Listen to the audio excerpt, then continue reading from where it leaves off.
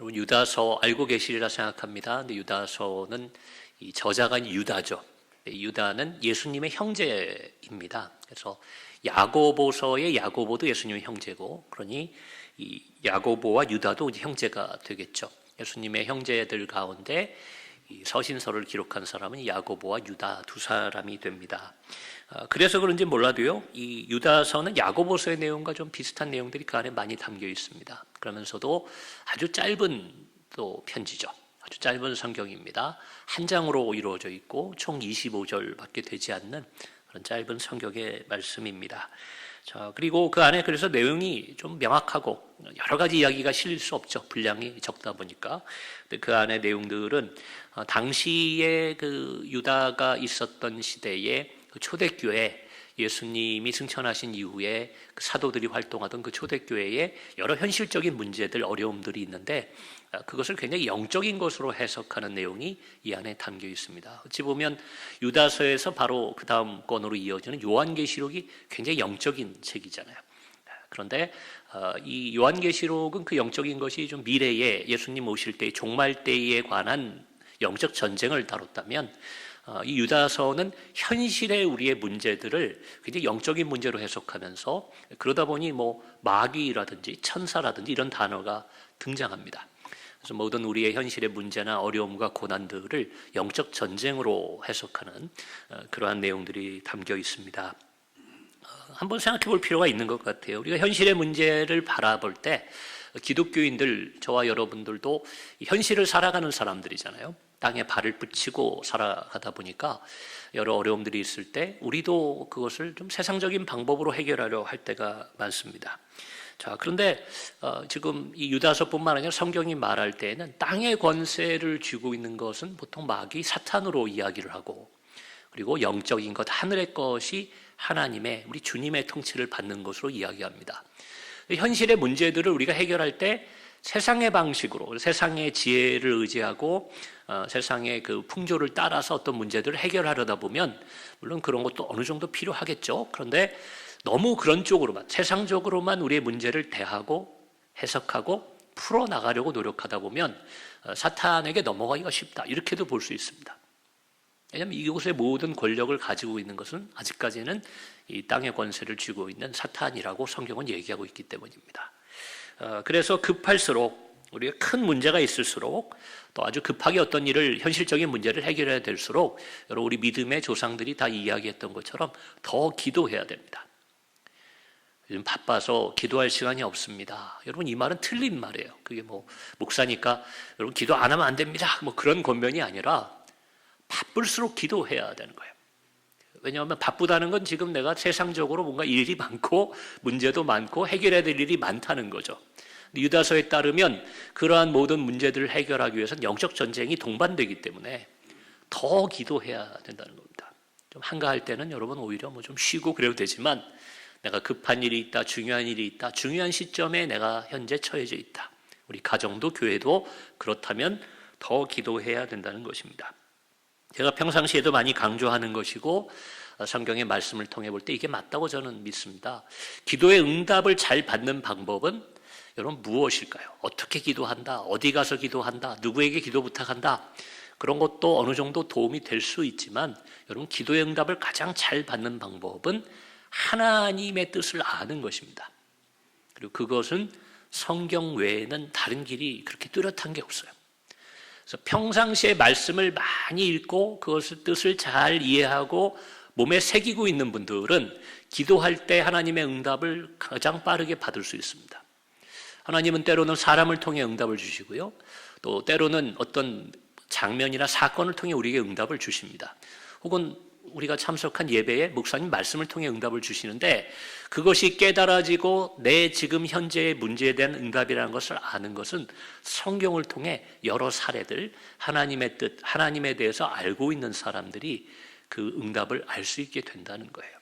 여러분 그 점을 생각할 때 이 말씀 생활도 기도만큼이나 중요한데요, 이렇게 말씀드리고 싶어요. 마침 유다서가 영적 전쟁을 얘기하니까 여러분 전쟁의 승리는 어디에 달려있나 하면 전쟁이 일어나기 전 평화의 때에 전쟁의 성패가 달려 있습니다. 막상 전쟁이 벌어진 다음엔요, 여러분 그냥 답이 나오는 거예요. 우리가 요즘 외교적으로 다른 나라의 전쟁 소식을 들으면 어느 나라와 어느 나라가 전쟁을 한다. 그러면 일반 사람들도 예측이 가능해요. 이건 저 나라가 이기겠다. 붙어보기 전에도 압니다. 왜 그런가 하면 여러분 평화시에 누가 무기를 더 많이 준비하고 있느냐, 누가 더 훈련이 많이 되어 있느냐, 요즘으로 얘기하면 국가 예산의 몇 %나 국방비에 쓰고 있느냐, 이런 것들이 다 영향을 준다는 겁니다. 우리의 영적 전쟁이 벌어지는, 세상에 문제가 생기고 고난이 다가오고 여러분 시련이 다가올 때 그 영적 전쟁을 승리할 수 있는 것은 그 전에 내가 말씀과 기도 생활로 얼마나 준비했고 얼마나 훈련되어 있고 얼마나 무기를 갖추고 있느냐에 따라 결정된다는 겁니다. 막상 전쟁이 벌어졌는데 그 준비가 안 돼 있으면 허둥대는 거예요.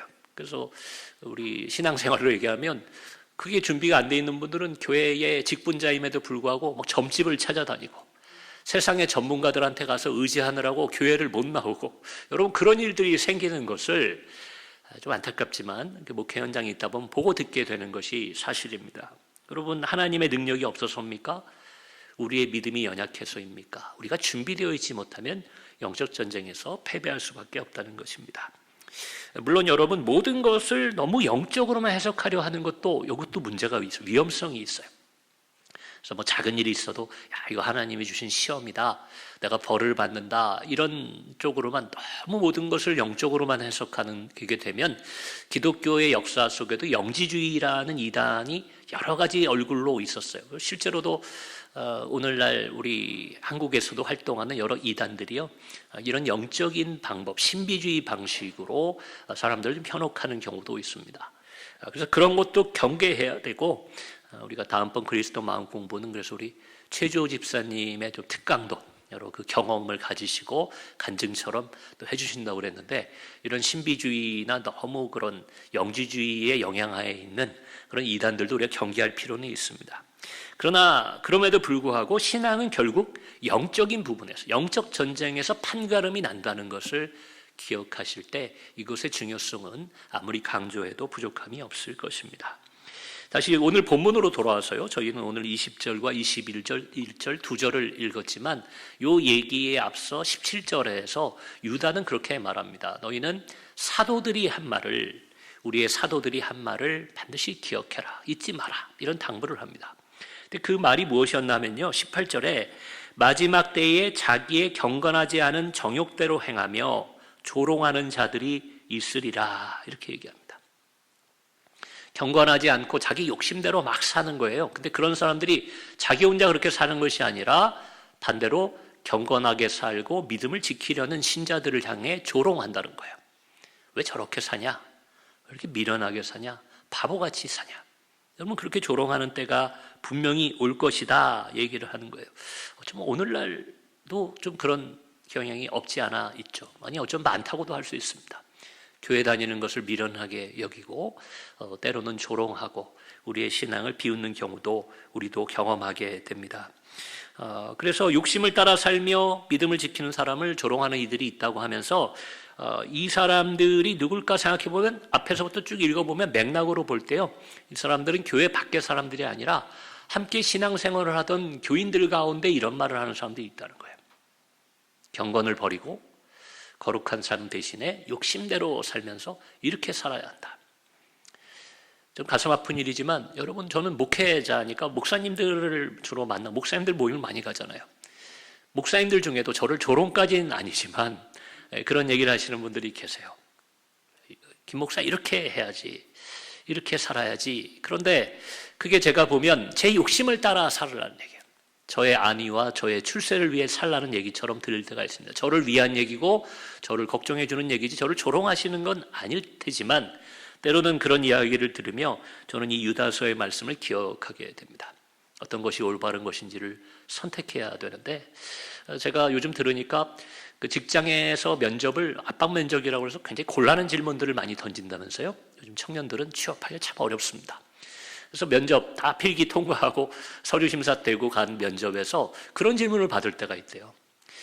우리 회사에 들어와서 일할 때에 회사의 이익은 되지만 윤리적으로 문제가 있는 일을 지시받았을 때 자네는 어떻게 할 텐가? 이런 질문을 받는다는 거예요. 어렵죠. 회사에 불이익이 되더라도 저는 올바른 일, 선하게 판단하겠습니다. 행동하겠습니다. 여러분, 그러면 회사 입장에서는 그것도 좀 문제가 될 것 같고, 또 반대로 또 회사의 이익을 위해서라면 어떤 일이라도 하겠습니다. 과거에는 그런 사람을 좋아했는지 모르지만 여러분, 그런 사람들은 또 자신의 이익이 될 때는 또 회사를 배신할 수도 있지 않겠어요? 이런 질문을 왜 할까요? 제가 그런 면접관 그런 일을 하시는 분한테 물어봤어요. 이런 질문은 왜 그냥 곤란하게 만드는 겁니까? 그랬더니 얼마나 뚜렷한 소신을 갖고 있는지를 위한 질문이래요. 그래서 정답이 있는 것이 아니라 어떤 얘기를 할 때, 이 사람은 어떤 철학을 가지고 살아가는 사람인가, 아니면 눈치 보면서 답변을 하는 사람인가를 읽어내는데 도움이 된다, 그런 얘기를 들었습니다. 근데 여전히 저는 왜 그런 질문하는지가 너무 곤란할 것 같아요. 청년들이 그런 질문 받으면. 근데 여러분, 목회자에게도 그런 선택의 순간이 있어요. 신앙인들에게도 그런 선택의 순간이 있습니다. 하나님의 뜻과 내 욕심이 충돌할 때, 여러분, 그럴 때 하나님의 뜻대로 행하는 사람들을 조롱하는 이들이 있을 것이다. 그러면서 이 사람들의 특징을요, 유다가 19절에서 세 가지로 말합니다. 순서대로 말씀드리면, 이 사람들, 우리를 조롱하게 될 그 사람들, 욕심을 따라 사는 사람들은 분열을 일으키는 자요, 육에 속한 자요, 세 번째로 성령이 없는 자다, 이렇게 얘기를 해요. 제가 요거를 해석을 좀 해보니까 순서를 거꾸로 가면 이해가 되겠더라고요. 요 세 가지 특징, 분열을 일으키는 자, 육에 속한 자, 성령이 없는 자. 거꾸로 세 번째부터 보는 거예요. 성령이 없는 자, 바울은 특별히 그 사람들을 그리스도의 영이 그 안에 없는 자, 이렇게도 부르는데요.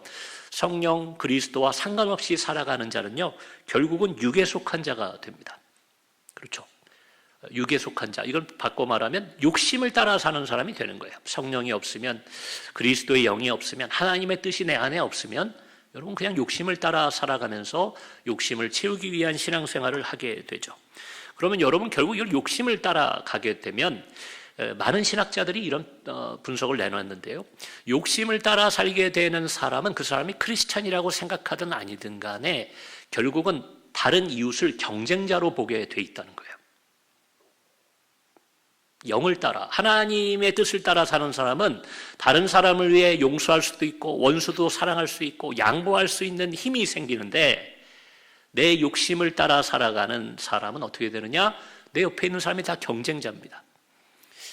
좀 우스갯소리로 말씀드리면, 제가 남동생이 하나 있는데 어릴 때 제가 욕심이 있으면, 딴 때는 제가 동생한테 양보를 잘하는데 제가 라면 욕심이 좀 있었어요. 라면 많이 먹어. 동생이랑 라면을 어머니가 2개 끓여주고 나눠 먹으라고 그러면 그렇게 동생이 얄미운 거예요. 저보다 빨리 먹거든요. 그렇게 얄미울 수가 없어요. 내 경쟁자, 내 라면을 먹는 경쟁자, 제가 그렇게 어린 시절에 생각했던 적이 있습니다. 딴 때는 안 그러거든요. 다른 거는 제가 동생 양보도 하고 그러는데, 제가 욕심이 있는 부분에 대해서는 동생이 미울 때가 있더라는 거죠. 어린 시절 얘기입니다. 지금도 제가 동생이 그런 건 아니지만, 여러분, 결국 욕심은 분열을 일으키고 갈등을 일으키고 다툼을 일으키는 요소예요. 이런 사람들은 하나님의 뜻을 따라 양보하고 사랑하고 용서하고 살아가는 사람들을 조롱하게 된다는 것입니다.